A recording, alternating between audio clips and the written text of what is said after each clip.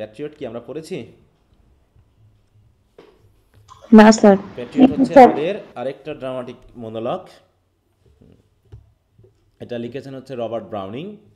এই দুটা কবিতার কবিদের এজ হচ্ছে ভিক্টোরিয়ান এইজ, রোমান্টিক এইজ, এগুলো নিয়ে আমরা আলোচনা করবো লিটারি টার্মসের ভিতরে, যাতে এগুলো আমাদের বুঝতে সুবিধা হয়। হ্যাঁ, যে আসলে এইজগুলো কি, এজের ফিচার বলতে কি বোঝানো হয়, এই জায়গাগুলো। আমরা কি এলিজাবেথ ব্যারেট ব্রাউনিংয়ের কবিতা পড়েছি না? জি sir, how do I love thee. হ্যাঁ, এই যে তার হাজব্যান্ড হচ্ছে না, এই যে love and marriage. Browning most famous romance with his fellow poet Elizabeth Barrett. হ্যাঁ, they met in 1845 despite her father's disapproval. হ্যাঁ, তারা পালিয়ে যায়, তাই না, সিক্রেটলি ইটালিতে, এবং সেখানে মোটামুটি এলিজাবেথের মৃত্যুর আগ পর্যন্ত তারা হ্যাপিলি লিভ করে। হ্যাঁ, after Elizabeth's death Browning return to England but continue to travel extensively. He never remarried and spend his later life in Venice and London. He died in Venice in December 12, 1889। হ্যাঁ, তো যাই হোক, দুইজন কবি সাহিত্যিক, তাই তো, তাদের মধ্যে ড্রামাটিক, এই যে তার কিছু ড্রামাটিক লিরিক আছে, যেটা মাই লাস্ট আছে, সেগুলো আমরা থার্ড ইয়ারে পড়বো। তারপর হচ্ছে রাবাই বিন এজরা, বেশ কিছু কবিতা আছে যেগুলো সবই ড্রামাটিক মনোলগ। আর ড্রামাটিক মনোলগে কি হচ্ছে একটু দেখো, এখানে আমি সংজ্ঞাটা বলেছি, এগুলো দেখে নিবে, এখন আমি আলোচনা করবো না, কারণ কবিতাগুলো আগে পড়ে নিই তারপরে। আচ্ছা, তারপরে প্যাট্রিয়ট কবিতার ব্যাকগ্রাউন্ড অ্যানালাইসিসগুলো কী, থিম কী, এগুলো একটু দেখে নিবা তোমরা, দেখে আমরা একটু আজকে শেষ করবো। রিডিং টেক্সট উইথ প্যারাফ্রেজ, তাহলে হচ্ছে কবিতাটার নাম হচ্ছে দ্য প্যাট্রিয়ট, তাই তো? প্যাট্রিয়ট কে বলো তো, who is a patriot? Patriot কে? যার দেশের প্রতি প্রেম থাকে, ভালোবাসা থাকে। তাহলে আমরা কি, স্বদেশ প্রেমী। তাহলে আমরা কি এক একজন প্যাট্রিয়ট? জি স্যার। আমরা কিভাবে দেশকে ভালোবাসলাম, কি করলাম দেশের জন্য মন আমরা? থেকে হ্যাঁ, কিছুই করিনি, এমনি মন থেকে ভালোবাসি। হ্যাঁ, তাহলে দেশের সমস্যায় তো আমরা কিছুই করি না, আমরা শুধু দেখি দেশ আমাদের কিছু দিতে পারে কিনা, নাকি? হুম, দেশের, জি স্যার। দেশপ্রেমিক সবাই যারাই দেশের কল্যাণে কাজ করবে, তাহলে দেশের কল্যাণে কাজটা কি, শুধু মারামারি যুদ্ধের সময় যারা যাবে তারাই দেশপ্রেমিক হয়? হুম, না স্যার। যা, যে একজন কৃষক, হুম, বিষ সার দিয়ে নয়, বরং তার দেশের জনগণের জন্য ভালো ফসল ফলাচ্ছে, যাতে তারা খেয়ে পরিশ্রমী হতে পারে, শক্তিশালী হতে পারে, সেই হচ্ছে দেশপ্রেমিক। যে হচ্ছে হয়তো কোবলার, সে তার দেশের মানুষের জন্য, হ্যাঁ, খুব যত্ন সহকারে হয়তো জুতা তার সেলাই করে দিচ্ছে, সে হচ্ছে দেশপ্রেমিক। একজন শিক্ষক, একজন ডাক্তার, সবাই দেশপ্রেমিক যদি সবাই আমরা, দেশ বলতে কি আমরা আসলে শুধু মাটিকে বুঝি না দেশের মানুষকে বুঝি বলো তো? মাটি দিয়ে তো দেশ সবসময় বুঝি না আমরা, তাই না? একটা দেশ বলতে আমরা মেনলি মানুষকেই বুঝি, তাই না? হুম, একটা মানুষকেই বুঝি। হ্যাঁ, অতএব একটা দেশের মানুষের কল্যাণে আমরা যা কিছু করি, এবং সেই মানুষের কল্যাণে, হ্যাঁ, মানুষের ভালো লাগার জন্য, মানুষের সুস্বাস্থ্যের জন্য আমরা যেখান থেকে যে কাজই করব, সবাই আমরা দেশপ্রেমিক। একজন পুলিশ, একজন ডাক্তার, একজন ইঞ্জিনিয়ার, সবাই দেশপ্রেমিক হতে পারে। সেই ইঞ্জিনিয়ার দেশপ্রেমিক যে হচ্ছে কি করে, রাস্তা তৈরি করতে গিয়ে কি দেয়, পাথরের পরিবর্তে নরম খোয়া দেয়, নাকি দুর্বল পিচ দেয়, হ্যাঁ, কম বালি দেয়, এটা দেশপ্রেমিক? না স্যার। হ্যাঁ, সরকারি বিল্ডিং বানাতে গিয়ে যারা রডের পরিবর্তে বাঁশ দেয়, নাকি যে শিক্ষক হুম স্টুডেন্টদেরকে ভুলভাল পড়ায়, নাকি শর্টকাট পথ দেখিয়ে কোনো রকম দায় ছাড়া হয়ে যায়, এরা সব দেশপ্রেমিক? হুম, না বলো। স্যার। সেই স্টুডেন্ট দেশপ্রেমিক যে কি করে, পড়াশোনায় ফাঁকি দিয়ে, হ্যাঁ, নিজের মতো করে বাঁচতে চায়, এটা দেশপ্রেমিক না? না। না স্যার। তাহলে দেশপ্রেমিক বিষয়টাকে শুধু আমরা যুদ্ধ বিগ্রহ দিয়ে দেখি না, দেখে যদি আমরা এভাবে দেখি যে একজন ব্যক্তি যে তার দেশের মানুষের কল্যাণে, হ্যাঁ, তার যতটুকু দায়িত্ব সেটাইকে সৎভাবে পালন করে, সেটাই হচ্ছে দেশপ্রেমিকের চিহ্ন। হুম, অতএব বলছে, এবং দেশের বিপদ মুহূর্তে সে দেশকে সাপোর্ট করবে সাহসিকতার সহিত, এবং তার জীবন দিতে সে ব্যর্থ, মানে ইয়া করবে। হ্যাঁ, এখন তো মোটামুটি রমজান মাসে তেলের দাম বাড়ানোর জন্য তেল গোদামজাত করা কি দেশপ্রেমিকের কাজ? যে আমার তেল যাতে মানুষ কম খায়, এই জন্য তেল একটু লুকিয়ে রাখছি, না? কারণ তেল শেষ হয়ে গেলে তো মানুষ আর পাবে না, এই জন্য আমরা তেল একটু গুদামজাত করে রাখছি, পরে অল্প অল্প করে বার করব। হ্যাঁ, আর যেহেতু কম পাওয়া যাচ্ছে এখন তেলের সাপ্লাই, এই জন্য একটু দাম একটু বেশিই নিলাম। এটা হচ্ছে কি দেশপ্রেমিকের চিহ্ন। হুম। না স্যার। হ্যাঁ, কিন্তু আমরা না এই স্যার। বাংলাদেশে হুম এখন মোটামুটি রমজান মাস চলছে, আমরা সবাই ধর্মের সহিত আছি না। রমজানে রোজা রাখা মানে কি, তুমি ধর্মের সাথে আছো না? যদি কেউ জি যদি স্যার। কোনো ব্যক্তি রোজা মুখে থাকে, তাই তো, সেটা আমার ধর্মে হোক, তোমার ধর্মে হোক, হিন্দু ধর্মে হোক, সব ধর্মেই রোজা রাখা মানে কি আমি এখন ধর্মের সাথে বসবাস করছি। আমি একটা নিয়ত নিয়ে বা একটা কি বলি এটাকে আমরা বাংলা কথায়, ইচ্ছা। একটা ইচ্ছা, বা ইচ্ছা ঠিক বলবো না, নিয়ত কথাটা একটু আলাদা। সেটা একটা ধর্মের বা এরকম একটা না, একটা উইশ যেটা আমরা বলি না কেন, তা সেটা নিয়ে আছি। এবং তার সাথে আমরা সৃষ্টিকর্তাকে এক করে ফেলেছি। আমার সাথে আমি রোজা রাখা মানে, তাই তো, বা ধর্মীয় কাজ করা মানে আমি সৃষ্টিকর্তার সাথে চলছি। আর সেই কাজে আমাদের কি হচ্ছে দেশে, হচ্ছে না, তাই তো, ঠিক মতো হচ্ছে না, এরকম আর কি বিষয়টা। তো যাও, তাহলে হচ্ছে the word patriot signifies a person who loves their country and is ready to boldly support and defend it. That meaning has endured since the world. এটা যাও, তাহলে এই হচ্ছে দেশপ্রেমিক। তা আমরা যে কবিতাটা পড়তে যাচ্ছি, ইনি হচ্ছেন এমন একজন দেশপ্রেমিক নিয়ে কথা বলেছেন, যাতে একজন স্পিকারকে তৈরি করেছেন, যে কি করে a person who loves his or her country and defends it when necessary, প্রয়োজনে তিনি ডিফেন্ড করতে পারেন। হ্যাঁ, দেশপ্রেমিক বলতে বোঝায়। তো যাই হোক, তাহলে আমরা একটু কবিতাটা পড়ি। তো দেশপ্রেমিক মনে করো যুদ্ধে গেছিল, হ্যাঁ, তো দেশের হয়ে সে যুদ্ধ করেছে। তারপরে যখন সে যুদ্ধক্ষেত্র থেকে ফিরে আসবে, মানুষজন কি কি করবে তাকে, একজন যদি কোনো দেশপ্রেমিক বা যোদ্ধারা যখন যুদ্ধে যায়, হ্যাঁ, তখন যখন জয় ছিনিয়ে আনে, তখন আমরা দেশের মানুষ তাদেরকে কেমনভাবে শ্রদ্ধা জানাই? হ্যাঁ বলো তো। কেমন করে? ফুল দিয়ে। স্যার, একটা হ্যাঁ, উৎসবমুখর তাদেরকে পরিবেশ আমরা তৈরি হয়। একদম মানে কি বলে, অন্তরের অন্তঃস্থল থেকে কৃতজ্ঞতা প্রকাশ করানোর জন্য রাস্তায় দাঁড়িয়ে ফুল দিয়ে, হ্যাঁ, ফুলের মালা দিয়ে তাদেরকে বরণ করি। এমনকি আমরা আমাদের ফুটবলার বা ক্রিকেটার যারা বিদেশ থেকে খেলে সম্মান বয়ে আনে, তাদেরই আমরা যেভাবে সম্মান দিই নাকি, হ্যাঁ, এটা খেলায় তারা জিতেছে, দেশের জন্য সুনাম নিয়ে এসেছে, হ্যাঁ, বা কেউ যদি এক্সেপশনাল কিছু করে দেশের জন্য, মানে দেশের জন্য করে না, সে হয়তো নিজের জন্যই করে, হ্যাঁ, নিজের সাকসেস প্রমাণ করার জন্যই করে, কিন্তু আসলে এটা আলটিমেটলি দেশের নামই হয় যদি আমরা বিদেশের মাটিতে করি। তখন তাকে আমরা কি করি, কত অভ্যর্থনা জানাই, হ্যাঁ, কত রকমের ফুল দিয়ে, হ্যাঁ, তাকে সম্ভাষণ জানাই, আমাদের কৃতজ্ঞতা জানাই। তাহলে একজন দেশের জন্য যে যুদ্ধ করতে গেছিল, হ্যাঁ, যে দেশকে রক্ষা করার জন্য সে জীবন বাজি রেখেছিল, সে দেশে ফিরলে কেমন হবে বলো, যেটা আমরা ৭১-এর সময় করেছি নাকি, বা হচ্ছে এখন এই যে জুলাই বিপ্লবের পরবর্তী আমরা দেখেছি যে যারা এই ক্রাইসিস মুহূর্তে আমাদের জন্য পরিশ্রম করেছে, জীবন দিয়েছে বা আহত হয়েছে, ক্ষত, হ্যাঁ, হয়েছে, তাদেরকে আমরা কিভাবে কৃতজ্ঞতা জানাই। তো আমরা যে প্যাট্রিয়টের জন্য আজকে কবিতাটা পড়ব, ঠিক তার ব্যাপারেও এমনটাই হয়েছিল। হুম, যে যখন তিনি ফিরে আসছিলেন, দেখো কবিতাটা এভাবেই শুরু, হ্যাঁ, it was roses roses all the way. হ্যাঁ, চারিদিকে শুধু ফুল আর ফুল, না তাও কি কি ফুল, গোলাপ ফুল। রোজ, গোলাপ, হ্যাঁ, রোজেস রোজেস, মানে ডাবল কোলে তিনি উচ্চারণ করেছেন, অল দ্য ওয়ে। তাহলে আমি যত দূর যাচ্ছি শুধু গোলাপ আর গোলাপ। এবং গোলাপগুলো যেন কি হচ্ছে, with myrtle mixed in my path like mad. হ্যাঁ, এবং মানুষগুলো যেন কি করছে, একদম উন্মাদ হয়ে গেছে, এবং তারা কি করছে, রোজের সাথে মার্টাল ফুল মিলে আমাকে অভ্যর্থনা জানার জন্য রাস্তায় ছড়িয়ে দিয়েছে। দেখো এই যে, হ্যাঁ, দ্য লাইন ফ্রম প্যাট্রিক বলছে কি, means the speaker is was greeted with an overwhelming display of celebratory flowers, primary roses, as they walked along their path, with a touch of myrtle, another symbolic flower, added in a seemingly chaotic and exuberant manner. হ্যাঁ, যেহেতু mad বলছে, signifying the intense public adoration and welcome they received at that time. Essentially, they were being showered with praise and recognition everywhere they went. হ্যাঁ, তারা যতদূর যাচ্ছে, যেখান দিয়ে যাচ্ছে, চারিদিকে শুধু ফুল আর ফুলে তাদেরকে ভরিয়ে দেওয়া হচ্ছে। দেখো, roses represent the overwhelming positive sentiment and celebration, all the way indicates the continuous nature of his praise, হ্যাঁ, extending throughout the entire journey. Myrtle mixed in like mad মানে কি, adds a slightly wild and uncontrolled element to the celebration, further emphasizing the intensity of the welcome, মানে একদম ম্যাডের মতো হয়ে মানুষজন কি করছে, আমাকে অভ্যর্থনা জানাচ্ছে, কারণ তারা আমাকে দেশপ্রেমিক ভেবে, আমি দেশের জন্য যদি যুদ্ধ করেছি, তারা আমাকে আমার উদ্দেশ্যে কি করছে, আমাকে ওয়েলকাম জানাচ্ছে, অভ্যর্থনা জানাচ্ছে, কৃতজ্ঞতা জানাচ্ছে।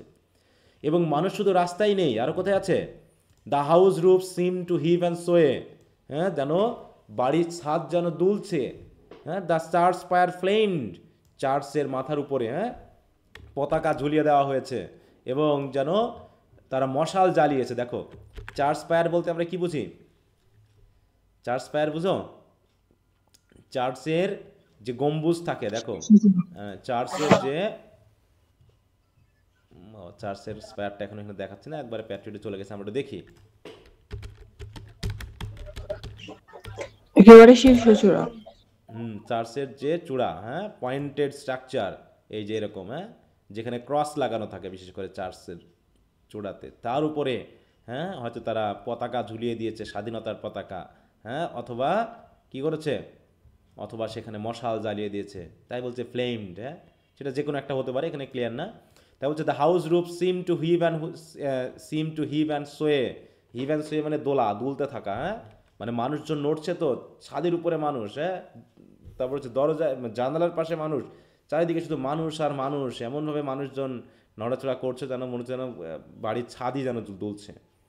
এবং church fire flame such flags they had, হ্যাঁ, year ago on this day. এই ঘটনাটা কবে ঘটেছে? জাস্ট এই যে ঘটনাটা 1 বছর আগে, হ্যাঁ, তাই বলছে যে এটা ঘটেছে মাত্র 1 বছর আগে, চার্চ ফায়ার্স ফ্লেমড। দেখো এখানে যদি একটু দেখি কি বলে, the church fire flamed as a metaphor the patriot, it signifies a moment of great public celebration and adoration, with the church fire being compared to flames, representing the high enthusiasm and fervor of the crowd cheering for the patriot who is being honored, essentially meaning the city was brightly lit up with celebratory spirit, symbol, তারপর হচ্ছে flame, church fire, এগুলো দিয়ে বোঝাচ্ছে।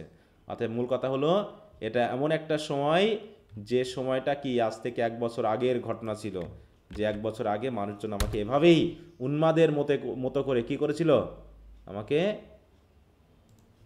অভ্যর্থনা জানিয়েছিল, তাই না?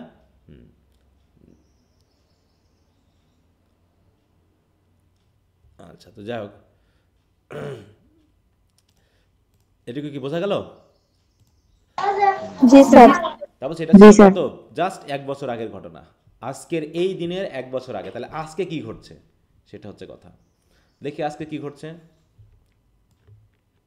না, আজকে এখনো ঘটেনি, 1 বছর আগেই ঘটছে, এখনো 1 বছর আগের কথা চলছে। দেখো বলছে the air broke into a mist with bells, হ্যাঁ, ঘণ্টাধ্বনি বাজলে যেমন ঘণ্টাধ্বনি বাতাসের সাথে মিশে চারদিকে ছড়িয়ে যায়, ওইরকমভাবে মনে হচ্ছে কি the air broke into a mist with bells, হ্যাঁ, বেলসের সাথে সাথে পুরো বাতাস এবং মানুষের যে ধ্বনি, চিৎকার, সব কিছু কেমন জানি মিস্টের মতো হয়ে বাতাসে মিশে গেছে, মানে চারিদিকে প্রতিধ্বনিত হচ্ছে বলতে এটা ব্যবহার করা হয়েছে। হ্যাঁ, আচ্ছা, আচ্ছা, এখানে সেই মিনিংগুলো দিচ্ছে না, হয়তো এর পুরোটা নেই মিনিংগুলো, দিলে ভালো হতো। এই যে এখানে বলছে, হ্যাঁ, it means that the air was surrounded by a layer of sound, মানুষের ধ্বনি, হ্যাঁ, it was due to the patriot's achievement and people were happy and were welcome, লোকজন তাকে খুব ওয়েলকাম জানাচ্ছে, হ্যাঁ, চিৎকার করছে, ঘণ্টা ধ্বনির মতো মানুষের চিৎকারগুলো যেন বাতাসের সাথে মিশে চারিদিকে ছড়িয়ে যাচ্ছে, যেমন ঘণ্টা ধ্বনি চারিদিকে ছড়িয়ে যায়, হ্যাঁ, এরকম বলছে। এটা একটা metaphor, the air that break into mist, which means the air is like a bamboo stick, old walls are like the wings. ওটা যখন অন্য কিছু বোঝালো, ওটা মিলল না এই জায়গায়।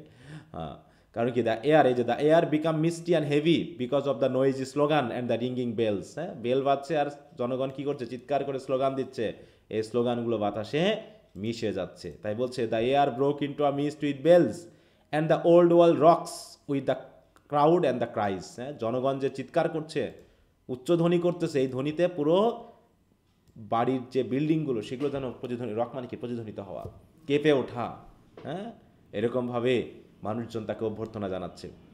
এবং তখন আমি তাদেরকে কি বলেছিলাম না, হ্যাড আই সেইড, আমি তাদেরকে বলেছিলাম গুড ফোক মেয়ার নয়েজ রিফিলস, হ্যাঁ, আমি যখন বললাম গুড ফোক আমি তাদের উদ্দেশ্যে হাত তুলে হয়তো তাদেরকে সম্ভাষণ জানালাম, কিন্তু চারিদিকে কি কি হলো, যে চারিদিকে তো শুধু নয়েজ, মিয়ার নয়েজ রিপিলস। এত হইচই করে কি লাভ, শুধু তো হইচই হচ্ছে। But give me your sun from yonder sky. হ্যাঁ, তোমরা যেহেতু আমাকে ভালোবাসো, তাহলে তোমরা কি আমাকে ওই যে আকাশের তারাটা, এই কি চাঁদটা, তোমরা কি সূর্যটা আমাকে দিতে পারবা? তাই বলছে নাকি? ইয়ন্ডার স্কাই মানে কি? ওই যে দূরের আকাশ, সে আকাশের যে সূর্যটা, সেই সূর্যটা কি আমাকে এনে দিতে পারবে? দেখো, the speaker is saying that he is not interested in the noise of the crowd. বলতে শুধু হইচই করে চিৎকার করে কোনো লাভ নেই। হ্যাঁ, তোমরা শুধু চিৎকার করতেছো, চিৎকার করে কোনো লাভ নেই, বরং he want something much more significant. আমি চাই আরও গুরুত্বপূর্ণ কিছু, the sun which symbolises power and strength. হ্যাঁ, যে আমি তোমাদের কাছ থেকে কি চাই? আমি তোমাদের কাছ থেকে সূর্য চাই। সূর্য মানে কি? এখানে সূর্য মানে কি? শক্তি না, ক্ষমতা। যে শক্তি বা ক্ষমতা দিয়ে আমরা দেশটাকে পরিচালনা করব, সেটা আমি চাই। হ্যাঁ, তাহলে the patriot the like had I said God folk, এটা বলেছে। এর মানে হলো কি, যে this stranger shows how a patriot is revered by their countryman who even try to achieve the impossible of their hero. দেখো, ফর দেয়ার হিরো। এবং জনগণ কি কি বলবে? জনগণ বলবে কি, দে হ্যাড আনসার্ড, তারা আমাকে উত্তর দিয়েছিল। অ্যান্ড আফটারওয়ার্ড হোয়াট এলস, সূর্য চাচ্ছেন, সূর্য তো দিয়ে দিলাম, এরপরে আর কি চান তাই বলেন। মানে কি, তখন জনগণ আমার জন্য সব কিছু করতে রাজি ছিল নাকি ওই মুহূর্তে? আমি তাদেরকে জি যা স্যার। বলতাম তারা আমাকে তাই দিত। হ্যাঁ, দে আনসার্ড। হ্যাঁ, অ্যান্ড আফটারওয়ার্ড মানে এরপরে আর কি চান, হোয়াট এলস। আপনি তো শুধু সূর্য চাইলেন, দিলাম সূর্য আপনাকে, আর সূর্য আপনার। আরও কি, সূর্য তো একটা ছোট জিনিস নাকি? আরও যদি কিছু প্রয়োজন হয় আপনি আমাদেরকে জানান, আর কি চান? এইটা। হুম, দেখো, in the sky the speaker was ready to do any, দেখো বলছে কি, the speaker was even ready to do any inseparable deed for his countryman there, এটা বাট গিভ, এটা বোঝাতে চাচ্ছে, তাই তো?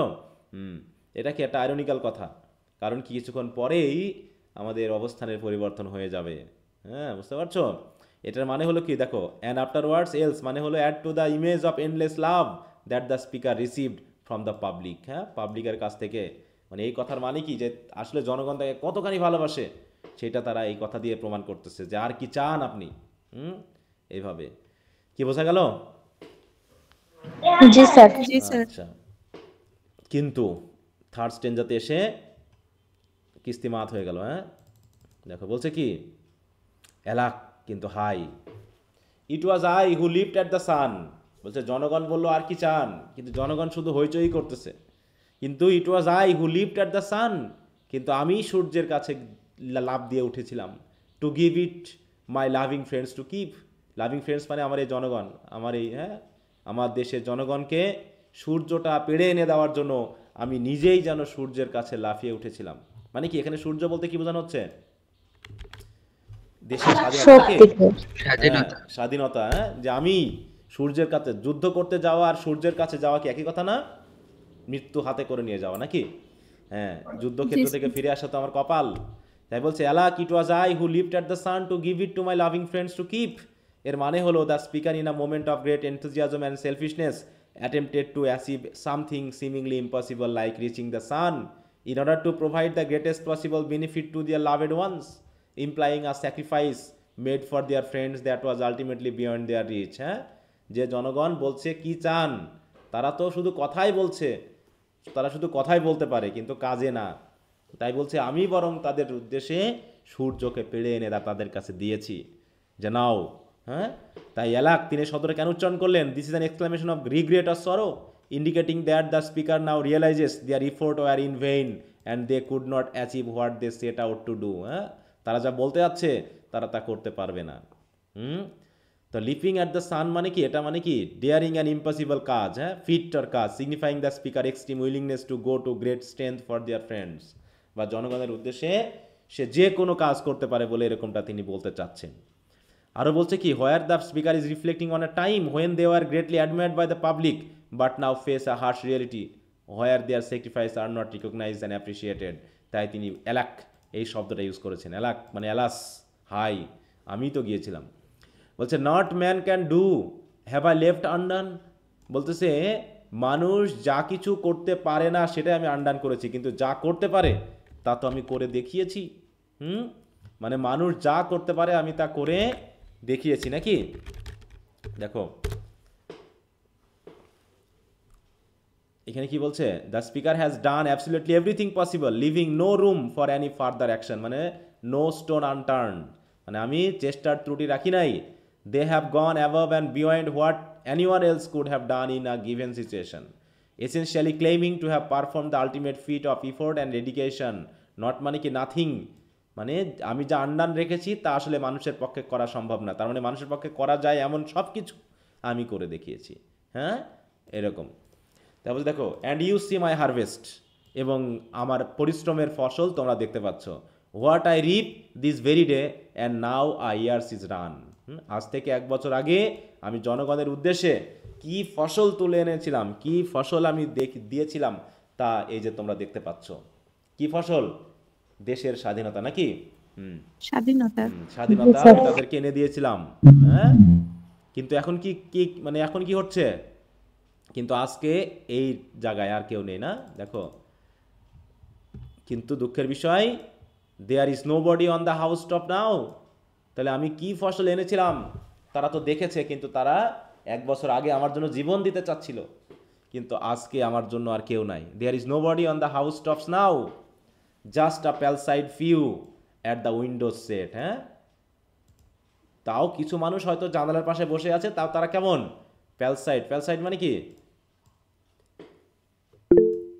অসুস্থ। অসুস্থ মানে কি? পক্ষাগ্রস্ত। হ্যাঁ পালসি রোগে ভুগতেছে, তাদেরকে হয়তো জানালার পাশে বসিয়ে রাখা হয়েছে, কারণ তাদেরকে ওইভাবেই বসিয়ে রাখা হয়, কিন্তু আগ্রহবশত আমার জন্য কেউ নাই। দেখো দ্য লাইন ফ্রম এটা মিনস কি, যে once crowd of people would gather on roof tops to enthusiastically cheer for the patriot, এক সময় তারা এই করেছিল। Now only a small number of elderly physically weak individuals described as falsehood are watching from their windows, indicating a drastic shift in public opinion and the patriot fallen status, যে আজকে আর প্যাট্রিয়টকে কেউ গুরুত্ব দিচ্ছে না।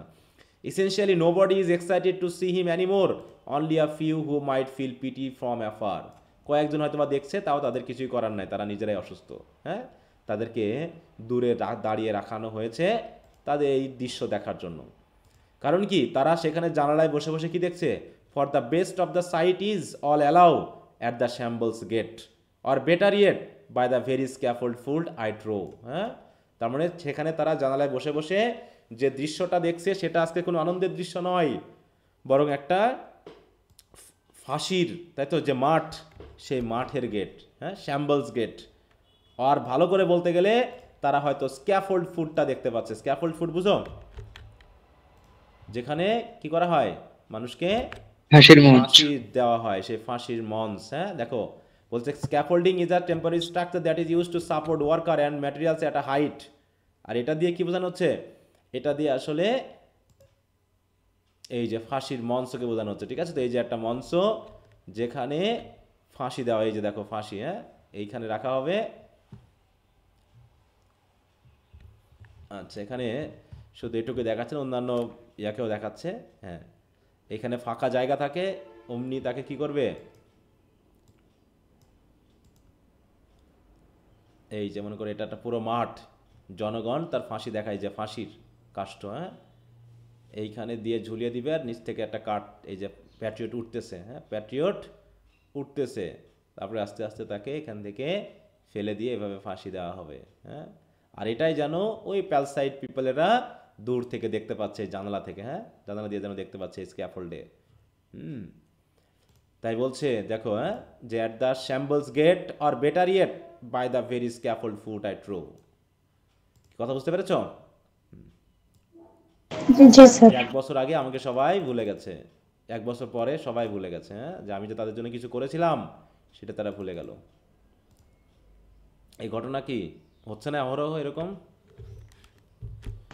জি স্যার। জি sir. আচ্ছা তাই বলতেছে I go in the rain, I go in the rain. আমি যাচ্ছি বৃষ্টির মধ্য দিয়ে। কিসের বৃষ্টি? পাথরের বৃষ্টি। হ্যাঁ বলছে and more than did needs, এবং যা প্রয়োজন নাই তার চেয়ে বেশি কিছু করে রাখছে আমাকে। কি করে রাখছে? আর রোপ কাটস, দেখো বোথ মাই রিস্ট বিহাইন্ড। হ্যাঁ আমার হাত কি করেছে? দড়ি দিয়ে এমন শক্ত করে আমার পিছনে বেঁধে রেখেছে যে দড়িতে আমার হাত যেন কেটে যাচ্ছে, হ্যাঁ। আর রোপ কাটস বোথ মাই রিস্টস বিহাইন্ড, কারণ কি আমার হাত পিছন মোড়া করে এমন শক্ত করে বেঁধেছে যেন আমার হাত কেটে যাচ্ছে। And I think by the feel, যেহেতু আমি হাত দিয়ে ফিল করতে পারছি না, তাই আমার ত্বকে ফিল হচ্ছে যে মাই ফরইড ব্লিডস, আমার কপাল দিয়ে রক্ত পড়ছে। কারণ কি? কারণ ফর দে ফ্লিং, কারণ তারা কি করছে দেখো, ফর দে ফ্লিং, তারা ছুটছে, কি ছুটছে? Stone at me for my year's misdeeds, হ্যাঁ। এই যে আমি যা কিছু করেছি, তারা আমাকে আমার এই কাজগুলোকে তারা মিসডিড মনে করতেছে, তাই তারা আমার দিকে পাথর ছুটছে। কারা ছুটছে? হুইভার হ্যাজ আ মাইন্ড, মানে যাদের মন চাচ্ছে তারাই আমার দিকে কি করছে? পাথর ছুঁড়ে মারছে। ঠিক আছে, তাহলে কি হলো? আজ থেকে 1 বছর আগে আমি তাদের জন্য যা কিছু করতে চেয়েছিলাম, তারা কি আজকে মনে রেখেছে? বলো। না। বরং তারা এই গত 1 বছরে আমি হয়তোবা যা কিছু করেছি তাদের কাছে আমার মিসডিড মনে হয়েছে, নাকি? সেই মিসডিডের জন্য তারা আমাকে কি করছে? পাথর ছুঁড়ে মারছে, না? আচ্ছা, একটু বেশি হয়ে গেছে। দেখি এইখানে কি বলতে যাচ্ছে, for they fling whoever has a mind, এটার মিনিংটা কি দেয়?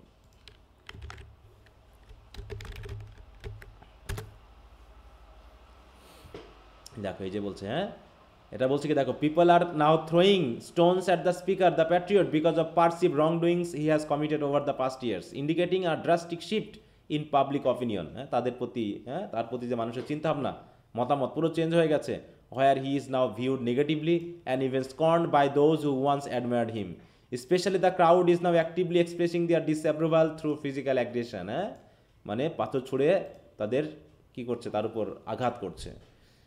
Whoever has a mind মানে কি?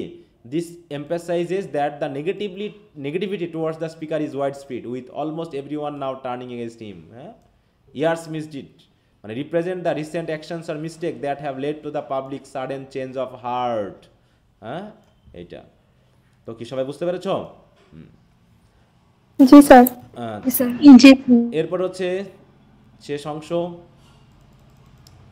এভাবেই আমি এন্টার করেছিলাম দেশে 1 বছর আগে, নাকি? Thus I entered and thus I go. আর 1 বছর পরে আমি এভাবেই দেশ ছেড়ে চলে যাচ্ছি মৃত্যুর মাধ্যম দিয়ে। হ্যাঁ, দেখো, thus I entered and thus I go in triumphs people have drop down dead. বলতেছে ড্রপ ডাউন ডেড মানে কি? মারা যাওয়া, নাকি? বলছি in triumphs people have drop down dead means that in the midst of victories he claims that others have left him for dead and forgotten about him. মানে কি বলছে? এটাই হয়তো ভালো ছিল যারা যুদ্ধ করতে করতে মারা গিয়েছিল, তাই না?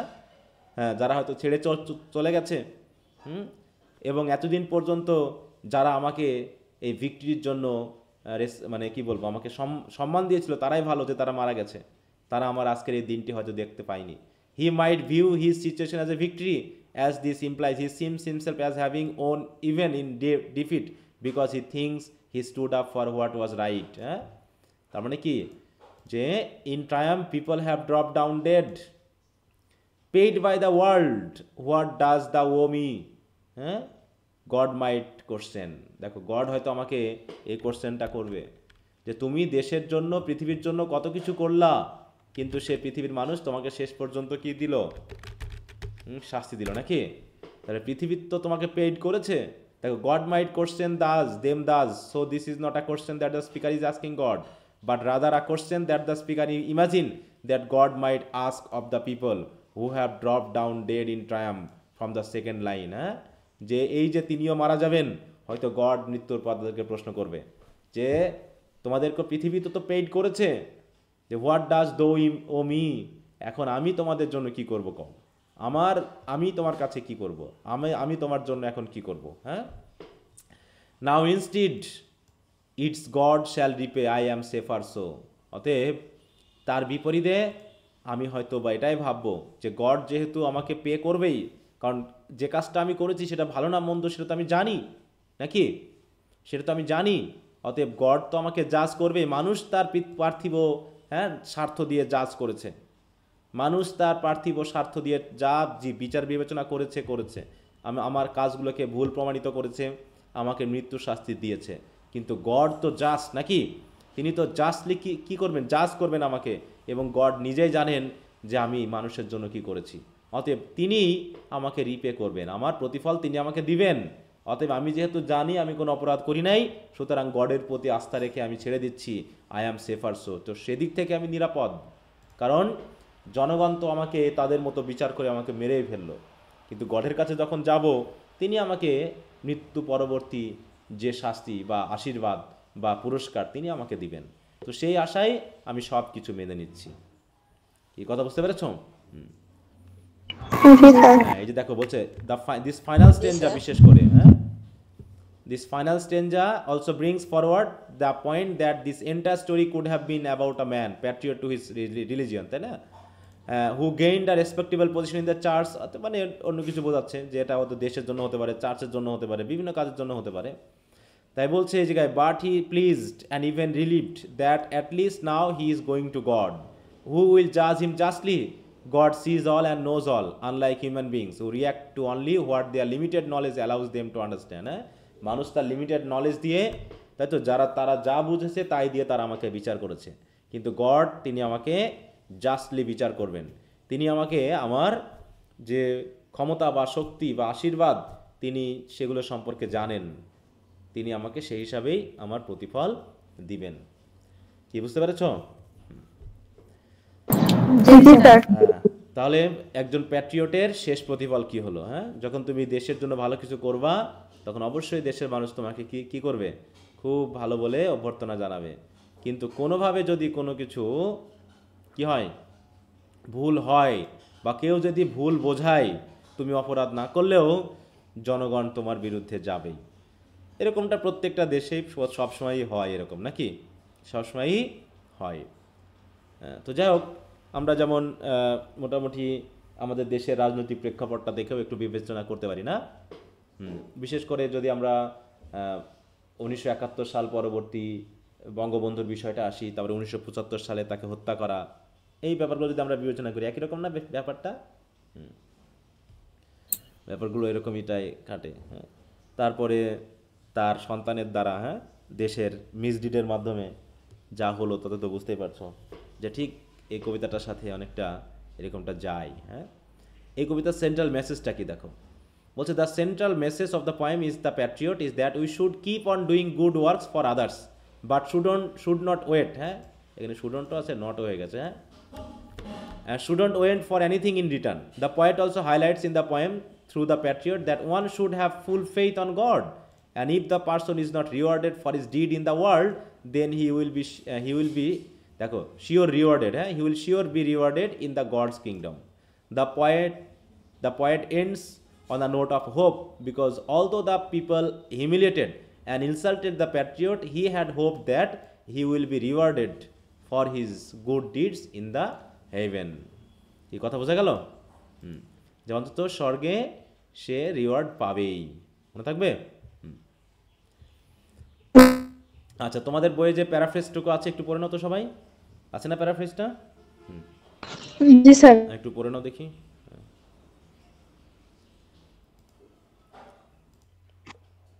আচ্ছা, কারো কোথাও কোনো প্রবলেম আছে বুঝতে? স্যার 3 নাম্বার স্ট্যান্ডার লাস্টের লাইনটা একটু বোঝাই দেন তো।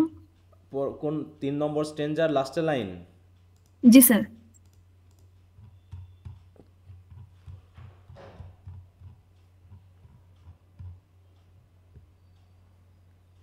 এই লাইনটা, এটা তো নাকি? জি স্যার। জি স্যার। এটা দিয়ে কি বলছে, কি this very day now a year is run, এগুলো কোন টেন্সে বলো তো? এইটা কোন টেন্সে ছিল? শুরুটা পাস্ট টেন্সে। পাস্ট টেন্সে। তার মানে এই যে ঘটনাগুলো ঘটেছিল, এই যে আমাকে তারা ফুল দিয়ে অভ্যর্থনা জানাচ্ছিল, তাই না, আমাকে এত হইচই করে অভ্যর্থনা জানাচ্ছিল, চিৎকার করে স্লোগান দিচ্ছিল, এটা কবে ঘটেছিল?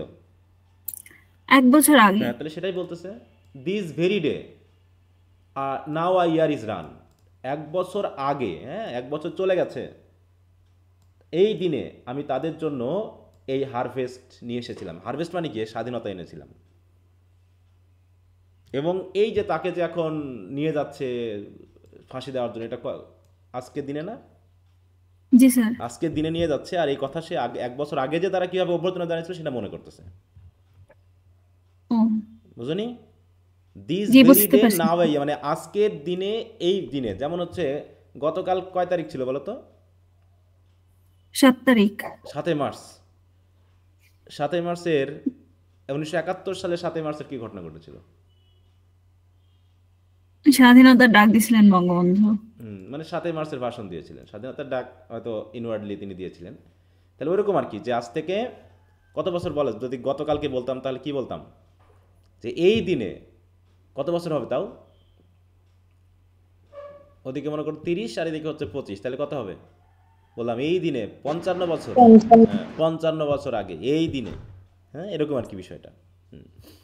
তা 1 বছর আগে এই দিনে আমি তাদের জন্য স্বাধীনতা নিয়ে এসেছিলাম, আর আজকের এই দিনে আমাকে কি করছে তারা? ফাঁসিতে হ্যাঁ, দোলার জন্য দেওয়ার নিয়ে জন্য যাচ্ছে। নিয়ে যাচ্ছে। এই কি কথা বোঝা গেল? জি স্যার। আচ্ছা, তাহলে আগামী 2 দিন আমরা আমাদের যে লিটারি টার্মসগুলো আছে সেগুলো পড়বো, ঠিক আছে? কারণ মোটামুটি আমাদের যে 20টা পয়েমের ভিতরে যে জানরাগুলো আছে, যে ভাগগুলো আছে, সেগুলো সহ আমরা বেশ কিছু উদাহরণ পড়ে ফেলেছি।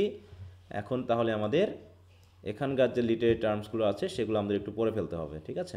আমরা তো প্রোজোডিক টার্মগুলো পড়ে ফেলেছি, তাই না? প্রোজোডিক টার্মগুলো জি স্যার। পড়েছি, এখন লিটারি টার্মসগুলো জি বাকি আছে যেগুলো এর সাথে যায়। এছাড়াও আরও কিছু লিটারি টার্মস আছে যেগুলো আমরা কবিতা পড়তে পড়তেই বা আমাদের যে কোশ্চেন আনসারগুলো আছে ওগুলোর সাথে সাথে আমরা আলোচনা করে ফেলবো। আচ্ছা, তো এই হচ্ছে আমাদের আজকের মতো আলোচনা। যদি কারো কোনো সমস্যা থাকে বলো, না হলে আবার আগামী সোমবারে, তাই তো, তোমাদের সাথে আবার কথা হবে। এমনি পড়াশোনা চলছে তো ভালো মতো নাকি? অ্যাক্টিভলি করছো তো? বিশেষ করে যেগুলো আমি এই যে দিয়ে দিচ্ছি হোমওয়ার্ক 2 হিসাবে, এগুলো কি পড়াশোনা চলছে তো, নাকি না জাস্ট জমিয়ে রাখতেছো? জি স্যার, পড়তেছি। চলছে। আমি কিন্তু একটু এরপর থেকে, যেমন রাইটিং স্কিলস এটা শেষ হয়ে গেলে ইন্ট্রোডাকশন টু পোয়েট্রিটা দেওয়া শুরু করবো, তাই না? ইন্ট্রোডাকশন টু পোয়েট্রিটা কিন্তু দেওয়া শুরু করবো। অতএব রাইটিং স্কিলসটা যত তাড়াতাড়ি শেষ করা যায়। এরপরে যে টার্মগুলো আছে বা যে প্রেস রিলিজ, এগুলো তো খুবই কম প্রশ্ন আছে, শুধু পার্ট সিতে একটু প্রশ্নগুলো দেখবা, আর বিশেষ করে এর ইয়াগুলো দেখে নিবা, বুঝতে পারছো? এর যে ফরম্যাটগুলো একটু ভালো করে খেয়াল করতে হবে, ঠিক আছে? ফরম্যাটগুলো। আচ্ছা, তো ঠিক আছে, তো সবাইকে ধন্যবাদ। আর আরেকটা শেষের দিকে আবার বলে রাখি, তোমাদের যেহেতু 3rd মান্থের আজকে 11th ক্লাস, সামনে ক্লাসটা হয়তো বা 3rd মান্থ শেষ হয়ে যাবে, তো আমি একটা নোটিশ দিব, যারা নতুন জয়েন করেছো এই মাসে তোমরা 12টা ক্লাসের মধ্যে কয়টা ক্লাস পাবে সেটা জানিয়ে আমাকে মেসেজ দিবে। আর যেহেতু আমি সবাইকে মাস শেষে গুগল ক্লাসরুম থেকে রিমুভ করে দিই, সে টাকা দিলেও দিই, না দিলেও না, মানে রিমুভ করে দিই, আবার প্রথমত জয়েন করাই আবার, তাই না? আগের মতো করি। তো কেউ না কোনো কিছু বুঝতে অসুবিধা হলে আমাকে অবশ্যই জানাবা, মনে থাকবে তো? আচ্ছা, জি স্যার। আর একটু নিয়মিত ক্লাসগুলো করো, উপস্থিতি খুবই কম। এত কম উপস্থিতি নিয়ে আসলে পড়াশোনা হয় না, আলটিমেটলি একটা খারাপ রেজাল্ট হয়ে যাবে, যেটা অভিজ্ঞতায় বলে। যারা রেগুলার ক্লাস করে আর যারা করে না, তাদের মধ্যে কিন্তু একটা বড় ধরনের পার্থক্য থাকে। হ্যাঁ, এটা তুমি যতই বলো আর কি। হ্যাঁ, তাও তোমাদেরকে ক্লাসে আনতে পারতেছি না। হ্যাঁ, সকালে শুয়ে বসে, রাতে নিলেও না, সকালে নিলেও না, দুপুরে নিলেও না, তোমরা কোনো সময় ক্লাস করো না। হ্যাঁ, আর রেকর্ড ক্লাসে ধান্দা করো, যেটা রেকর্ড ক্লাস সপ্তাহের পর সপ্তাহ জমে যায়, পরে আর দেখতে ভালো লাগে না। সেটা হবেই, কিছু করার নেই। কারণ স্টুডেন্ট সংখ্যা কমতে কমতে দেখো কততে এসে থেমেছে। হ্যাঁ, এ মাসে কিন্তু আরও কমে যাবে, কমতেই থাকবে স্টুডেন্ট আলটিমেটলি। আমি জানি না, হয়তো আমার পড়ানো হচ্ছে না, আমার পড়াতে কি কোনো সমস্যা হচ্ছে বলো তো? হ্যাঁ, না স্যার, না না না স্যার, স্যার, কোনো কোনো সমস্যা সমস্যা নেই। হচ্ছে না। হ্যাঁ, তারপরে তো এত কেন? যারা করছেন না তাদের সমস্যা। হ্যাঁ, ওই যে আলটিমেটলি সে ক্লাস করবে না, করবে না, শেষে বুঝবে না, বলবে স্যারের কাছে পড়া হয় না। হ্যাঁ, এটা এই স্টুডেন্টগুলো হচ্ছে কি, এগুলো হচ্ছে একটা নেগেটিভিটি ছড়ানো, বা এদের মাধ্যম দিয়ে আসলে হয় না এরকম করে। অনলাইনটা খুব একটা বাজে লাগে আমার কাছে, মাঝে মাঝে মনে হয় যে ছেড়ে দিই, নিজের কাছে মনে হয় যেন একটা নেগেটিভ একটা পরিস্থিতি। তো যাই হোক, সবাই ভালো থাকো, তাহলে আজ এ পর্যন্তই, তাহলে আগামী ক্লাসে আবার কথা হবে। ওকে, বাই। আসসালামু আলাইকুম স্যার।